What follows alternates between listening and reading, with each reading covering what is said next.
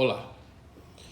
Em 2008, precisamente em julho de 2008, o Brasil ingressa na era dos direitos humanos das pessoas com deficiência, mediante o advento do Decreto Legislativo 186 do Congresso Nacional, que com o quórum qualificado de 3/5 de suas duas casas, aprovou a Convenção sobre os Direitos das Pessoas com Deficiência, aprovada em Nova York pela ONU, e também, e principalmente, o seu protocolo facultativo. Sobre isto é o que eu gostaria de conversar um pouco com vocês. O protocolo facultativo é um dispositivo supraconstitucional, no caso brasileiro internalizado com status de emenda constitucional também, que retira como que parcela da jurisdição nacional naquilo que corresponde à incidência das regras convencionais. Diz o artigo 1 desse protocolo que qualquer Estado parte, e o Brasil é membro efetivo dessa convenção, reconhece a competência do Comitê sobre os Direitos das Pessoas com Deficiência, ou simplesmente Comitê, que mais não se trata do que um tribunal internacional especialmente constituído pela Organização das Nações Unidas para esse fim, a fim de receber e considerar denúncias, comunicações submetidas por pessoas ou grupos de pessoas em nome deles ou por eles próprios, sujeitos à sua jurisdição, alegando serem vítimas de violação das disposições da Convenção pelo referido Estado-parte, ou por organismos internos desse Estado-parte, ou ainda por segmentos da própria sociedade civil organizada. Para a legitimidade ativa dessa propositura, mesmo em nível individual, basta que as soluções possíveis de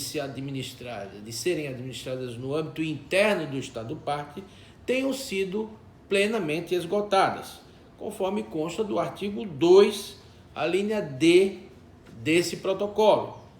que diz: não tenham sido esgotados todos os recursos internos disponíveis, salvo no caso em que a tramitação desses recursos se prolongue injustificadamente, ou seja, improvável que se obtenha com eles solução efetiva. Em outras palavras, exige-se o pressuposto do esgotamento das vias internas, salvo quando for a hipótese de inaplicabilidade ou disfuncionalidade dessas instâncias. Caso clássico do nosso país, em que o histórico de morosidade da justiça é um lugar comum em todas as esferas da jurisdição, sobretudo nas mais elevadas. Dito isto, eu gostaria de lembrar que a Suprema Corte Brasileira, no ano de 2012, estabeleceu a permissão para a conduta de interrupção terapêutica das gestações quando motivadas de anencefalia. A anencefalia é uma deficiência físico-neurológica que pode afetar os embriões, os fetos, e que caracteriza, em relação ao nascituro, uma deficiência como outra qualquer. Nesse contexto, a Convenção de Nova York e o seu protocolo facultativo promovem a defesa de pessoas e nascituros com deficiência. Isso significa dizer que essa matéria pode ser rediscutida em nível internacional, junto ao Comitê da ONU sobre os Direitos das Pessoas com Deficiência, ou seja, o Tribunal Internacional especializado nesse assunto. O que acontece é que até o presente momento o Brasil não estabeleceu nenhuma iniciativa nessa direção, nem qualquer de seus cidadãos, nem qualquer de suas instituições internas públicas ou privadas. Essa é a luz que eu gostaria de trazer